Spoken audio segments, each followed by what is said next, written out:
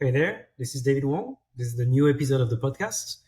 This episode is a bit different because this time we have video, at least if you're watching on YouTube. We're in 2024, god damn it.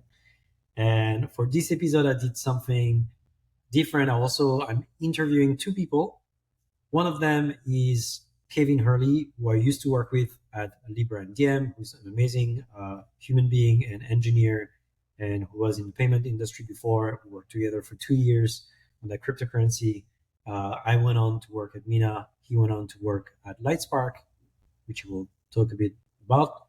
I thought he would be a great person to talk about layer twos on Bitcoin.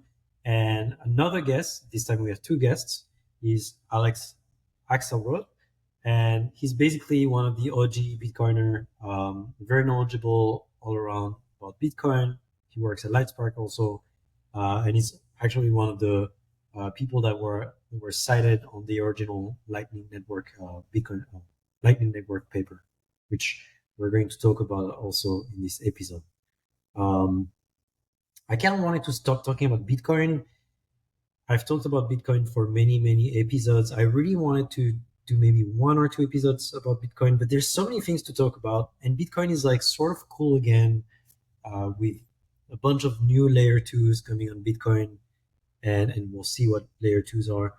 And this new BitVM thing that we will also mention in this podcast. So I thought maybe we should at least do one last episode to introduce this. What is an L2 and why they're so trendy and cool these days. So I had a lot of fun recording that podcast, and I hope you enjoy listening to it as well. Maybe taking the point of view of history, like what would be the first L2 that came? Of course, it wasn't Bitcoin, but like what do you guys would say? Yeah, the first L2 was. I mean, first, I think you should probably step back and talk about what an L2 is. So an L2 is typically a layer that sits on top of the core blockchain, the layer one, and is used to add scalability so that you can do more transactions. You can do, at times, quicker transactions. You can potentially have more programmability built into it. So, for example, you could add an EVM type of sidechain to Bitcoin or something like that. So you can have additional ability to do things you might not be able to do on the core layer one. Now, there's probably some debate on exactly what an L2 can be, whether it requires unilateral exit, for example, where you can leave the L2 without having any interaction with anyone else. And there's a bunch of different ways you can actually make an L2. So you could have, for example, a federated sidechain where you can do a bunch of fancy things, but it essentially boils down into a multi-sig, a big multi-sig. You can do merge mining. You can do a bunch of other variations where you're able to do different things. I think in Bitcoin, Alex can probably talk through the history a lot better than I can. But I think it largely started with Lightning as kind of the original one, and then you have Liquid and a few others that came around the same time. But Alex, I'll kick it over to you for some of the history there. Sure.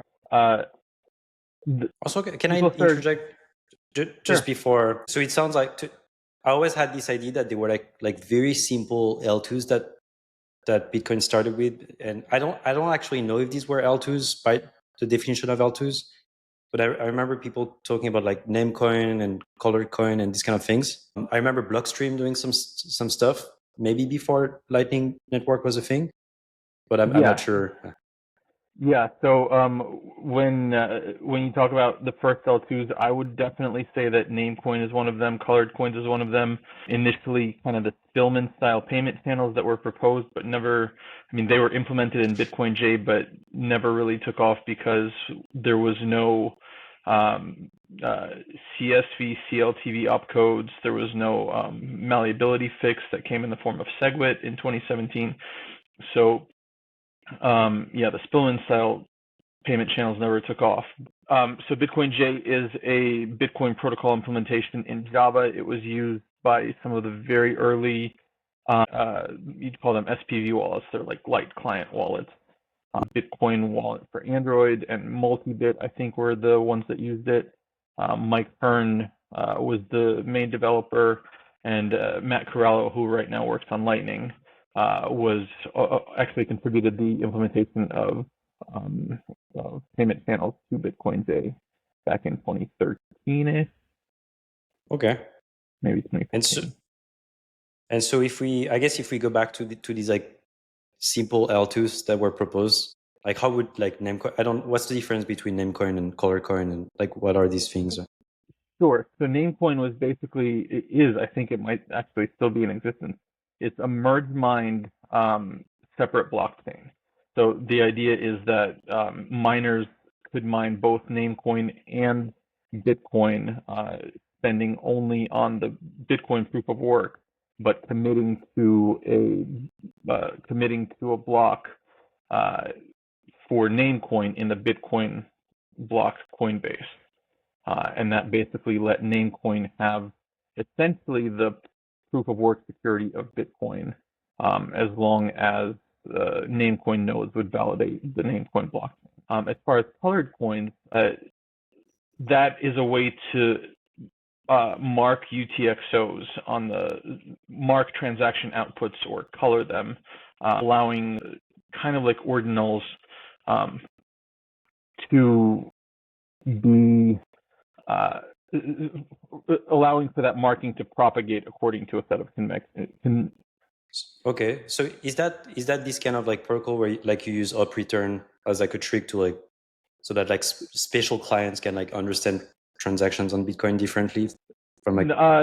So colored coins didn't really use op return. I think right now there are protocols like Counterparty that use op return. That came a bit later after colored coins. Colored coins was more like the original proposal for this.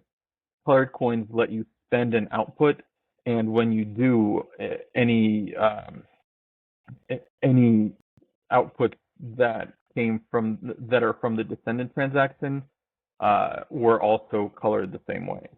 So you could propagate basically Satoshis that are marked as a different kind of token. And okay. So these are. How did you mark? So I always imagined that up return was like the OG of creating an L2, but so how did they like mark these UTXOs?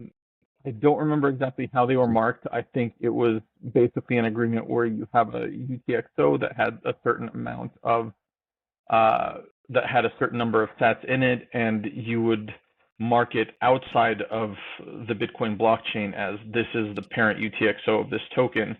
And then when that was spent, all of the outputs that matched that came from it would also be marked as that token. So you could split it. I think there was a way to add fees to transactions that spent that and mark that and basically have that counted as something separate as basically just Bitcoin for fee payments. But the colored coins were basically descendants of the original output.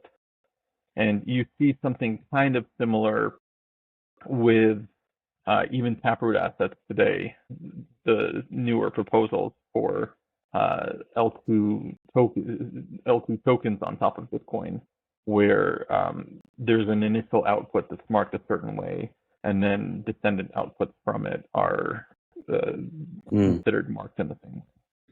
Like in my world of Ethereum, is kind of like you're minting some like ERC20 token, and like exactly.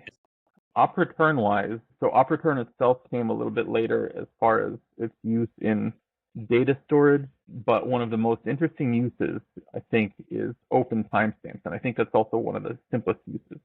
And that's essentially committing in a transaction to pretty much any amount of data, any set of data points that can be committed to using a Merkle root hash that's put in the op return. And now with Taproot, you can do that even more simply with with tap trees, meaning you can commit data inside the tap tree and then validate it with a Merkle proof. And in fact, this is how a lot of newer proposals work, including, again, Taproot assets. So you're like committing to like Merkle trees using these techniques like on chain. Yeah, exactly. There's not really like on-chain validation for what's in the Merkle tree, but the layer 2 node software can enforce conditions on that and count some of these as valid or ones that don't match the rules as invalid. Right. So it's always sort of what I'm trying to think about when I think of an L2. It's like you have some client software that sort of analyze the blockchain in a different way.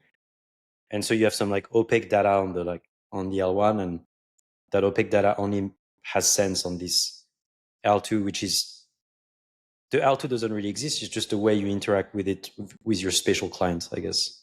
Or yeah, as far as the L1 is concerned, the L2 doesn't really exist or matter. Right. And I guess they were. So Kevin, you mentioned like multisig and these kind of things.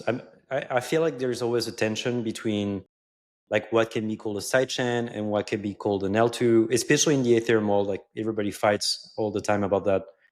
I'm wondering what's happening on the Bitcoin in the Bitcoin world. It seems like there's a lot of like new L2s. Like an L2 on Bitcoin is like the new like trendy thing to raise funds with. The criticism I hear is always like, oh, is this really an L2 or is this more like a sidechain? And so I don't know if we should start getting into that, but I think that it would be interesting to get into this kind of distinction at some point. But I had a list of like projects, and maybe you guys can tell me like what do you consider them to be, and if they're L2s for you, maybe we can talk more about them. But I had like Blockstream, Stacks, and Rootstock. Are these so real projects? Blockstream is like the company that does a bunch of things in Bitcoin. So they have Liquid, they have Sea Lightning, they have Greenlight. They have a bunch of projects that they work on. Liquid is probably more of a sidechain. It's like a federated sidechain. Whether you consider sidechains to be an L2 or not is, like you mentioned, kind of a big topic of discussion. Generally don't allow unilateral exits because you have a federation which holds the keys. They can decide if they want to allow you to withdraw or not. There's usually pretty strict rules around that, so generally there's not a real issue with that, but technically they have control of usually the bulk of, if not all, the funds. Oftentimes there are things where they run this in HSMs or other things to allow them to have more plausible deniability that they have ability to actually move the funds unilaterally. But technically, generally, they are just giant multisigs in a lot of times. In terms of whether they are L2s or not, all those that you mentioned, there's probably debate on. I think Stacks is probably a little bit more unique because it has its own token. So that makes it harder to justify maybe calling it an L2 natively, but I think there's an argument to be made for all of them, whether they're L2s or sidechains, or whether you consider sidechains to be L2s. I guess technically they're probably all sidechains, but whether you consider L2s to be sidechains or not is kind of the big topic of discussion. And I'm mixed on it personally. You're mixed, you said? Yeah, I don't know if, I guess technically I would consider them to be L2s, but with more trade-offs than many people might be comfortable with. Yeah, I think another assumption or like another factor in like this kind of distinction between L2s and sidechain is also like, what is the trust assumption? Like, do you also rely on like a committee that can like sign stuff? And if you rely on a committee that signs stuff instead of relying on the proof of work of Bitcoin or something like that, maybe you're not really like a native L2 but I want to go back to what you were saying. You mentioned unilateral exits. Are there any projects today that like build on Bitcoin that have that thing? And actually, what is it? Maybe if you can define it. Yeah, so unilateral exit means that you can exit yourself from the L2 without having to have any interaction with anyone else or reliance on anyone else. So in a federated sidechain where it is let's assume it's just a big multisig, you effectively have to have the owners of the multisig send you coins back on L1.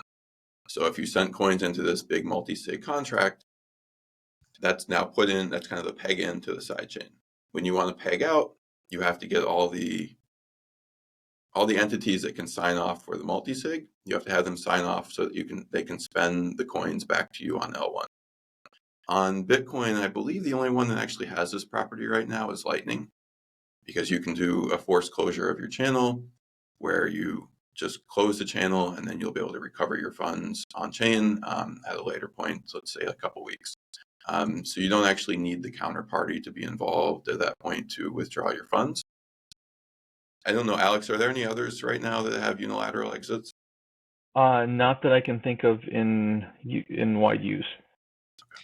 I mean, if you think of like the way you were describing colored coin, like wouldn't colored coin be like, since you're acting directly with Bitcoin? Colored coins have a different trust assumption from Bitcoin in that their native token is not Bitcoin. Bitcoin's blockchain is capable of enforcing money movements for Bitcoin itself. Colored coins are tokens on top of Bitcoin. So if you have somebody that you can't exit a colored coin to Bitcoin in that way.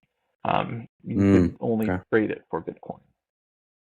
So it's like once you minted this new colored coin, I guess, or like token, then you're stuck with that token. There's no like, unless you interpret it as Satoshis, and then it could be like one Satoshi is equivalent to one colored USD or something like that. But there's no unilateral exit into cash, like paper cash, from a colored coin, for example. Okay, I think I understand what you're saying. So it's like once you move your coin to like this colored coin L2, it sort of becomes like a different world according to like what people decide it to be. And so you could be like, my colored coin is like a UTXO on Bitcoin, and maybe you think it has more value because it's a colored coin. Other people might not think it has more value, but I'm gonna decide to make a trade with you offline, and sell you that UTXO for more Satoshi that what it says it is. Because in our world, or spatial world of that L2, we see it as more expensive. Yeah, exactly. Okay. So would you, to go back on the Lightning Network, would you say that it's one of the only real L2 then? If we use that unilateral exits metric?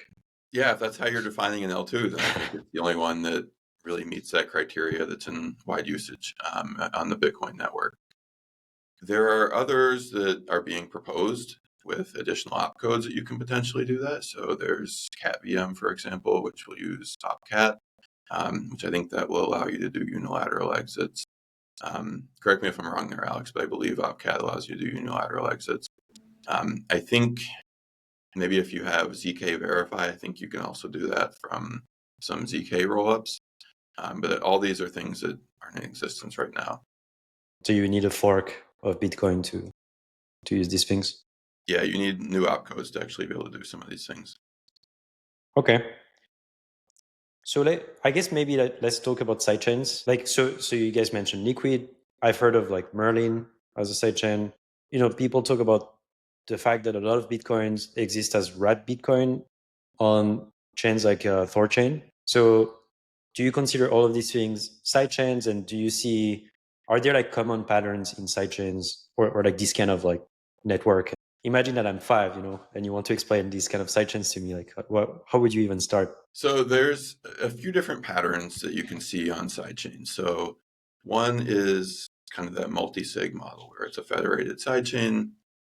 In that world, it's like, okay, I'll send 10 coins to you and Alex. You guys can hold on to them. You can only spend them if both of you agree to spend. We can then do a bunch of things on this sidechain where we can transact. You can say, okay, Kevin has 10 coins. He can send that to anyone else on this sidechain we have. And at the end, when anyone wants to go online, you and Alex sign off and you agree that those coins can be moved back to L1. And you'll send it from the locked funds that have been locked when they were originally sent to you. So that's one model. There's another model where there's merge mining. And Alex kind of touched on this a little bit before, but the miners in Bitcoin will also mine this sidechain. So you get some of the benefits of having the miners do proof of work, so that you can have somewhat of the security of Bitcoin, and that you can kind of jumpstart your mining process so that you have some level of hashing on or mining on the sidechain without having to spin up new validators and new miners because you're utilizing the same ones that were used on Bitcoin. So I'm actually not familiar with merge mining. Is it that whenever, like you're a miner in Bitcoin, whenever you merge a block, you automatically get a free block on the other chain, and so you advance both chains like in a lockstep, I guess, or in the same cadence? Is it how it works, or? Alex, I'll let you go into details there. Sure. So it doesn't have to be just one block, but essentially when a miner is doing merge mining, they're validating the side chain as well. For example, let's take Namecoin. They're validating the Namecoin blockchain, and they do commit when they're mining a Bitcoin block, they commit to the latest Namecoin block, and they do collect the subsidies from Namecoin in that. But yeah, they commit the latest Namecoin block to the Coinbase in the Bitcoin block, and put all of their proof of work behind that. Okay, I see. The thing is, you can actually also do blind merge mining, where in merge mining, typically the miners have to run a node for the alternative sidechain that they're using. In blind merge mining, you can have a third party that decides what they want to bid on for this next block. And they can bid and say, okay, we want the next block to have, for example, this root hash. You include this one. Whoever bids the most gets it into, they tell the miner, okay, I'm going to pay you 10 coins if you include this root hash. And then the miner doesn't have to run the validation software for the alternative coin. So it's lighter weight from a miner's perspective. And then you have economic principles where, in theory, it should only actually be bid on by a valid block, because otherwise it won't actually be validated by the entities running full nodes on the sidechain. So it would be kind of worthless for you to bid a higher amount for something that would be considered invalid anyway. So okay, so I think I understand. Like you're using Bitcoin to like commit to like the data of your chain, or like the history of your chain, or like a checkpoint, like on Bitcoin. But where do you commit it? Like that was not too clear to me. Like, do you put it inside a transaction, or? With blind merge mining, yeah, you can put it inside a transaction. An example that uses this is Sidechains, where there's a chain of pre-signed transactions that each is time locked, and as you get to a specific block, one of those transactions becomes valid, and then you can basically spend that along with another input of your own to bid on including your transaction in a block. Only one of those descendant transactions can be mined by spending the space chain output, but it's going to be the one that pays, it's likely to be the one that pays the most fees to the miners that will get included in the actual block. So in this way, the merged miners can compete by spending Bitcoin to get the block mined and essentially purchase mining power. Okay. So another thing I realized also is that we kept mentioning multisig, but it might not be clear to everyone what multisig actually is. Oh yeah, do you guys want to actually explain what does it mean to have a multisig, and also maybe in the context of like, I don't know, either Liquid, Merlin, or Thorchain, or like or one of these networks, like, do they just use a multisig in a so maybe there's different ways of using multisig. There's sort of just trust us, like we'll sign stuff, and maybe there's like we'll run our own consensus, and these signatures are like the signatures of the consensus. I'm not sure if this is what Thorchain is doing, for example, but I think some of these protocols are basically running their own consensus, and you're just verifying these signatures. But I'm not sure about that. Yeah, so a multi-sig in general is, let's say there's 10 people who we're going to trust to hold the keys. And we can say that some number out of the 10, it could be 9 of 10, 10 of 10, are required to sign off for any operation to actually happen. So I send 10 coins into this multi-sig. It then requires, let's say, all 10 of the people that are the owners of the multi-sig to sign off to be able to spend those coins. You can set a threshold, so it can be 7, 8, 9, 10, whatever number you want to be the threshold for the multi-sig. But the funds within it can't be spent without whatever number of those entities signing off to spend. And that's a multi-sig. So it's really simple. It's just some threshold out of the total number of signatories need to sign off to actually be able to spend the coins in there. In a network like Liquid, like let's say it's, I don't remember offhand, but let's say it's 2/3 of the entities need to sign off to actually spend the coins. Now there's some trade-offs in liveliness there, because if, let's say, half of the entities go offline, they wouldn't be able to actually spend the coins. So I think in Liquid, what happens is there's a fallback where it falls back to 3 keys that are held in cold storage. So like Blockstream might have one of those keys, someone else might have another of those keys, so that those keys can guarantee that the funds can later be spent if enough of the entities go offline. But that's effectively what a multi-sig is. It's just a big group of signatories that can agree on being able to spend the coins. Now, typically within L2, you have some level of consensus on what the latest state is. So you would do some form of consensus to figure out what exactly, who has how much of each coin on the layer 2. Once that happens, then the signatories can decide if someone wants to withdraw. Let's say they send it to some withdraw address on the L2, which effectively burns the coins on the layer 2. When that happens, the signatories see that and decide, okay, these coins are gone from the L2. We need to send it now to someone on L1, and we'll send it to whatever address was included when they burn the coins on the L2. Then they all sign off on sending those coins to the layer 1 address, and the coins are moved back to layer 1 in what's effectively a peg out. Yeah, and actually, it's nice that you explain it like that. That's something that took a while for me to understand. It's like how do you bridge things from this L2 to like Bitcoin? And basically all the time, it's only there's a wallet or there's a public address on Bitcoin that is controlled by this group on the L2. To send money to the L2, you send it to these multi-sig wallets, and when they want to like send it back to you on Bitcoin, they sign something to like release something from this multi-sig wallet. Effectively, for federated multi-sigs, that's effectively what happens. And they might use some consensus because it's just hard to figure out what they should sign without some consensus algorithm. And they might want to use some token or something to have some sort of economic security, so that you don't just trust a bunch of people to like sign something. You also trust that they're incentivized not to sign whatever and follow some protocol. Yeah, you can have them effectively give bonds on L1 where funds are held, and if you're able to prove that they did something malicious, you can slash their funds. So that there's ways to make it less trusted, but at the end of the day, you're still in a big multi-sig. I think there's a project that allows to do things like that called Babylon that I've never really looked into, but you can like stake your Bitcoin to like sort of bootstrap the security of these L2s or Yeah, I'm it not. allows Yeah. you to stake your Bitcoin for proof of stake systems on that are other chains. Alex, do you know more about Babylon? I don't know much about Babylon.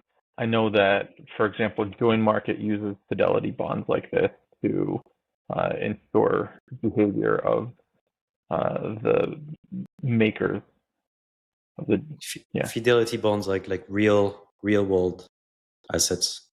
No, like basically an output that can be claimed by anyone that can prove that one of the participants misbehaved.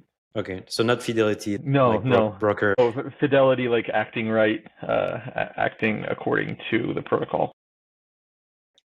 Okay, so let's talk about something else that I don't know where to put these things. I think they're trying to be L2s or sidechains, depending on what they're doing. But like people have been talking more and more about rollups, and maybe it's worth mentioning. I think there's Rollkit and maybe Sovereign SDK doing some stuff.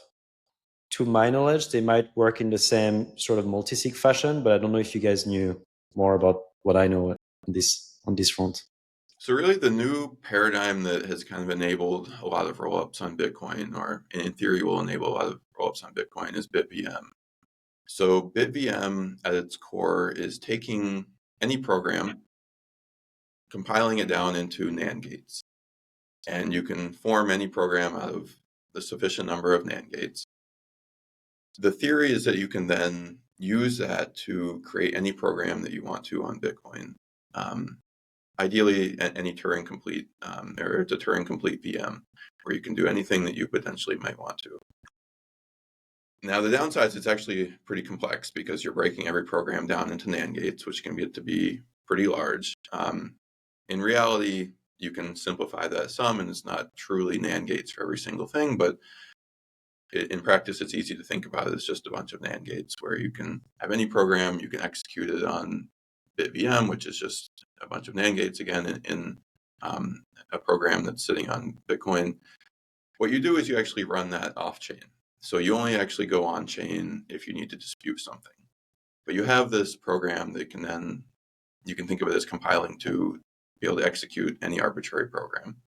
And you can run that on-chain in the event of a dispute. So in theory, this allows you to bridge to rollups in a trust minimized way, where you only have to trust one of n entities, where the n entities are the operators of the BitVM rollup, or the BitVM bridge. You can then use that to bridge to any other sidechain or to a rollup in a very trust minimized way. There's still a lot of exploration into exactly how this will work and how to make it practical. There's a few variations of BitVM that have different trust assumptions. In BitVM 2, anyone can challenge when something might be amiss, but it can become extremely expensive on chain. In the original BitVM, only the actual validators, so let's say 100 entities, can actually challenge when something goes amiss, and then something does go amiss and you publish or try to do a withdrawal that the operator wasn't allowed to do, it falls in to the next operator and the next one. And eventually it'll land in being a one-of-one multi-sig or single sig, which has different trust assumptions than just a large multi-sig would. But there's interesting properties because it enables you to actually almost, or very trust minimized bridge over to a rollup or another L2. So is this what Rollkit and like this kind of rollup use then? Is that where you mentioned BitVM? I'm not sure about Rollkit. A lot of the newer ones, there's like Citria, Alpin, there's probably 20 to 25 new ones that are coming out that are using BitVM. I don't know specifically for the ones you asked, Alex, do you know, are they using BitVM? I don't know. I think these are pre-BitVM. I believe Sovereign SDK was using signatures, but they were trying to move to using BitVM to basically run a zero-knowledge proof verifier, like that would be the program, and run that into this circuit spread across many transactions. So if I understand correctly, these are like optimistic protocols that work well if there is no problem. Sometimes people can lie. You need to have these like very long period of challenge periods where someone can produce a fraud proof in case there was a fraud and sort of challenge the result. And I don't really know how realistic, I guess, using these protocols are, considering that these circuits might be very large. Transactions take time to get processed. It's expensive. But I think that's the first time we're hearing about verifying more complex programs on Bitcoin. So that's really interesting research. And yeah, I think right now it's still pretty early. I don't believe any are actually launched. I think Citria has something on testnet, but I don't know if anyone's actually gone to mainnet yet. It depends on the variation you're using. So last I'd seen, I think doing a snark verifier was about 4 gigabytes of on-chain data, which at 4 megabytes a block, you're using 100 full entire blocks just to store your snark verifier on chain, which is obviously going to be pretty prohibitively expensive. There are other variations where you don't have to put quite as much on chain, and I think the original BitVM version, you don't have to put quite as much on chain. So there's optionality, but there's different trade-offs in terms of the settlement time. So if an operator wants to withdraw in the original BitVM, I think it's about 6 months or so. In BitVM 2, it can be down to like 2 weeks. So now that's only for the operator to withdraw. Users would do swaps out, so they can do a swap and the operator effectively sends them money of the operator's own money, and then the operator can later reclaim that money through doing a peg out. So there's different trade-offs and there's different time to actual withdrawal for the operator. which also means they have to front money for longer periods of time or shorter periods of time. That's interesting, because the operators could put money in the system. They would put money in the system to make the user experience faster, and if there's a problem, they would be the one trying to recover the money. Yeah, generally how this works is when you want to withdraw from the rollup or bridge, you again effectively burn the coins on the L2. When that happens, the operator will send you coins that they hold of their own on L1. And then at some point later, the operator can try to do the peg out themselves, and they can claim the funds on layer 1 to kind of make them whole.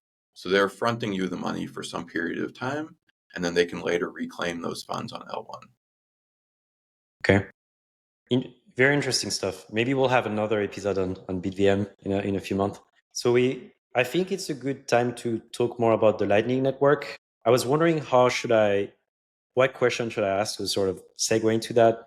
Do we need to start with like these I can never remember the name of these early protocol that use hash function to do cross swaps? It's like Atomic hash locks, atomic swaps, contract. HTLC or so. Do we need to start with that, or can we go directly to how would you introduce Lightning Network and what it is? And so maybe let's talk about why it exists. So the thought is that Bitcoin can only scale so far. You can only do, let's say, 6 to 7 transactions per second. Block times are 10 minutes, and you have to wait for a certain number of confirmations.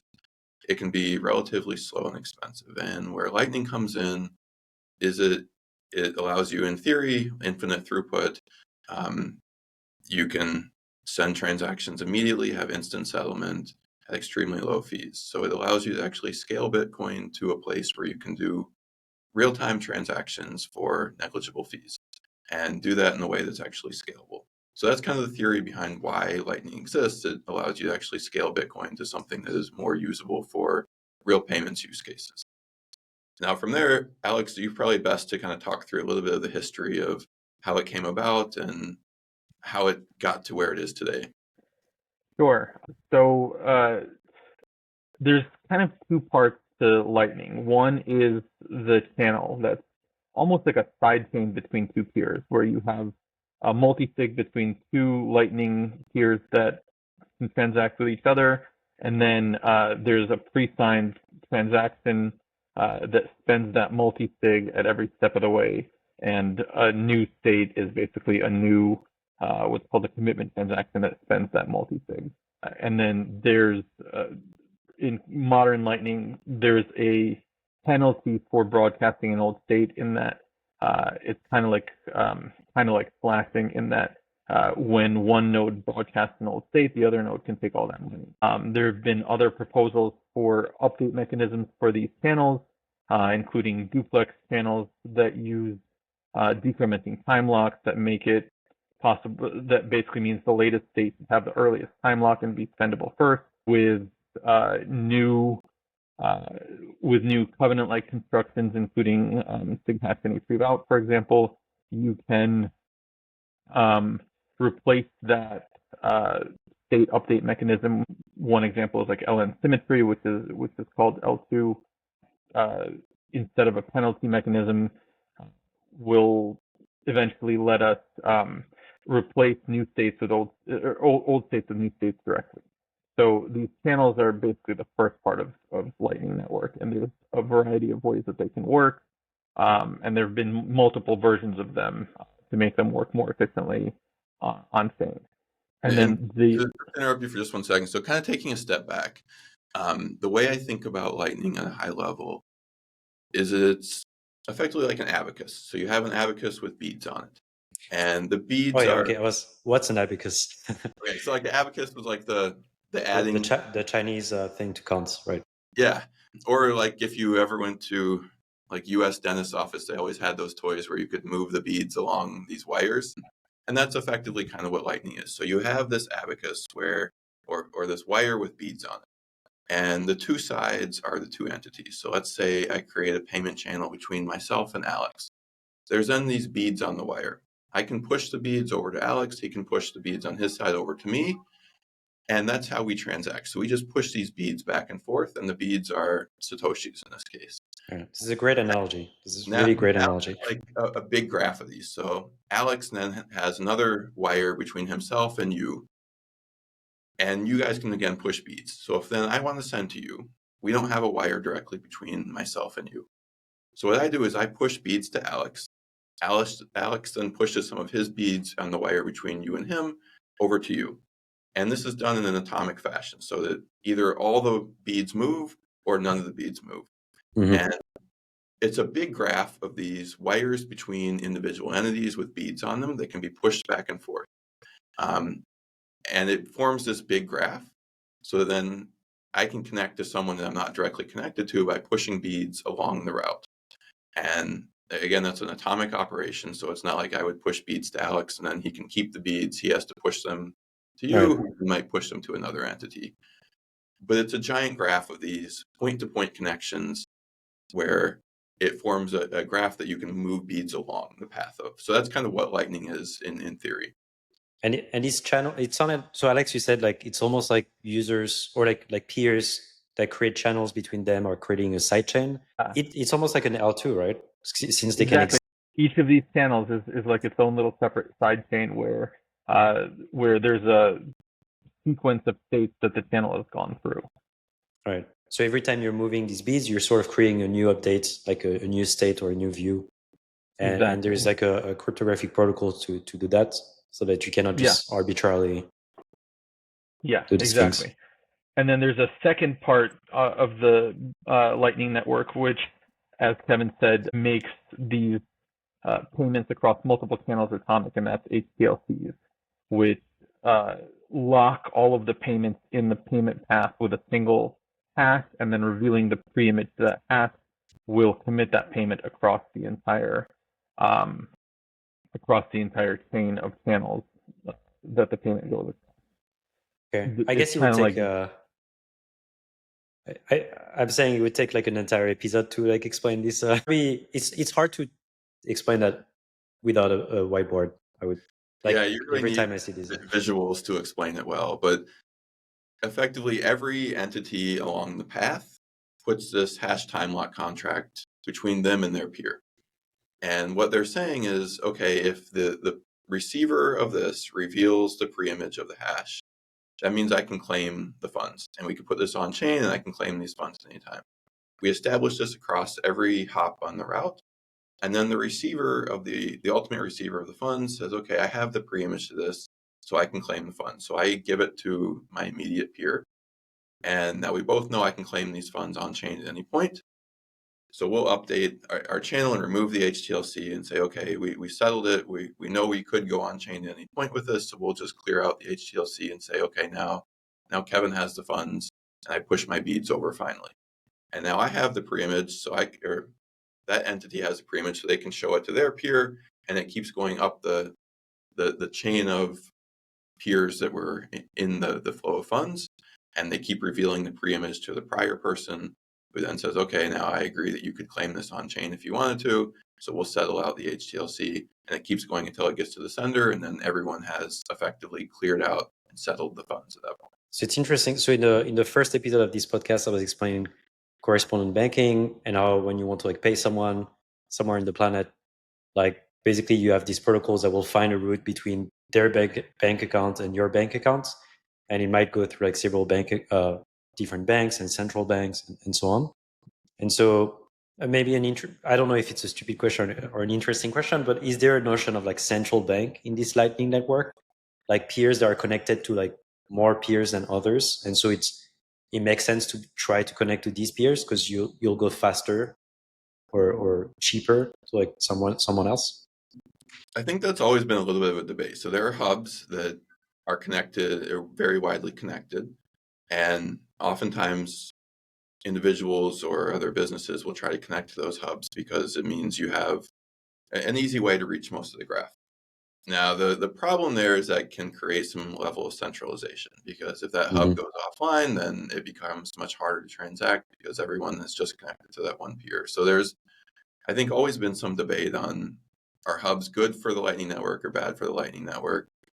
I think well-operated hubs are generally good because it enables you to actually transact more efficiently, but it also has that trade-off of creating some level of centralization. Yeah, that's an interesting. I'm guessing there's a lot of trade-offs and things like that, and also we don't like people, or people don't like centralization in these kind of networks. So you have to play with that. So the good thing is you could still establish a channel to individual entities and just transact over that channel.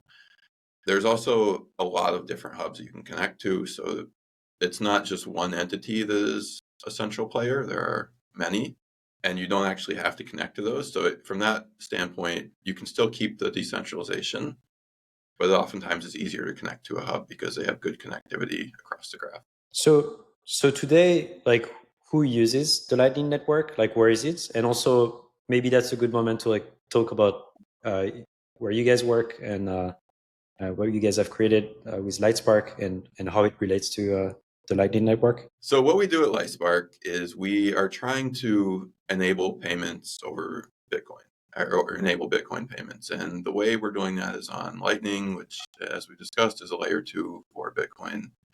It allows you to send funds instantly at extremely low fees. And we are trying to make it really easy to use the Lightning Network. When we first started this, we kind of went around talking to a bunch of crypto native companies, Bitcoin native companies, and seeing why there wasn't wider adoption of Lightning yet. And many of those said that it's just too difficult to use the Lightning Network. There are a lot of paradigms that are different between using just a standard L1 or even any other L2, because you have to figure out how to get inbound liquidity. Because like we talked about the beads on the abacus, if all the beads are on your side of the abacus, then no one can send you money because there's no beads to push to you. So you need to somehow establish beads on the other side of the wire so that funds can be pushed to you. Now you could pay someone to open up inbound liquidity to you, or you could try to figure out ways to actually get inbound liquidity by doing swaps and things like that. But what we do at LightSpark is try to abstract all that away. Make it so you never have to worry about inbound liquidity. You don't have to worry about how to route things over the network because we have a picture of the entire graph. We can help you route things and kind of know where balances are at any point in time so that we can have high success rates and low latency. We can figure out, I guess a good analogy is it's the Google Maps in a lot of ways for the Lightning Network. We know where there are roadblocks. Or is it the Swift of if Swift is used in in financial like banking to find a route through all these banks? Is it LightSpark you can think of it kind of like Swift in some ways as well. Ideally, a much better version of Swift. I think Swift kind of doesn't work. MasterCard or Visa, or I'm not sure exactly who exactly does the routing. But. Yeah, I mean, Swift doesn't work after business hours or on weekends. And what we're trying to do at LightSpark is make it so that you can send money 24/7, 365. You don't have to wait 3 days for it to settle. You get your money immediately. So what we're trying to do is kind of make the Stripe-like interface for a Lightning Network, where you can integrate in just a few lines of code, have it up and running really quickly, and have high success rates, and don't have to worry about any of the complexity under the hood. So it's for merchant, for people like me, not just for big banks or. Yeah, so we don't directly target end users. So we are an infrastructure provider for other businesses. So we recently announced that Coinbase, for example, is using Lightning through our platform, and they're offering Lightning to their customers through LightSpark. We also just yesterday actually announced that Nubank, a major neobank in Brazil, is going to be offering Lightning and what we call UMA, or universal money addresses, to their customers to allow them to be able to send over the Lightning Network. And what we do is we initially kind of build and make Lightning very simple, and then we start to tack more things onto it to make it easier for the end users to use as well. So I just mentioned universal money addresses is a way to have a human readable address, so like $Kevin at Coinbase, and I could send to $Alex at Nubank. I can send in my native currency, he can receive in his native currency, and it just settles over Lightning networks. You have this open interoperable system where I could send, let's say, euros, Alex could receive pesos, and it converts to Lightning just for a moment, converts to Bitcoin, sends over Lightning, and then the other side he can receive pesos. I don't have to know what's going on in the middle. Alex doesn't have to know what's going on in the middle. We just know that I can send my currency to his currency, and it's super low cost, an open interoperable system that anyone can plug into. So we continue to build things on top of Lightning so that we can make it more useful for end users and bring more people to using the Bitcoin ecosystem. Cool. And so it's running in production today, like you mentioned Coinbase and Nubank. Yeah, so Nubank is integrating right now. Coinbase is live in production. We have entities like Zappo Bank. We have Rain, many others that are on our platform as well that are offering Lightning through us, and many that are offering universal money addresses through us as well. Cool.